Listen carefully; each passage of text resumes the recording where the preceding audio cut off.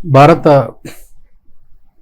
ఆస్తి పన్ను వసూళ్లు భారత స్థూల దేశోత్పత్తిలో ఓన్లీ 0.1%, రైట్.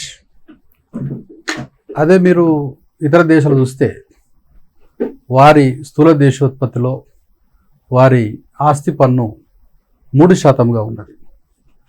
కాబట్టి ఇక్కడ ఆస్తి పన్ను మనం పెంచుకోవడం, ప్రాపర్టీ ట్యాక్స్ను పెంచుకోవడం అనేది జరగాలి. ప్రాపర్టీ ట్యాక్స్ని పెంచుకుంటేనే కానీ మనకు అవస్థాపన సౌకర్యాలు డెవలప్ అవుతాయి.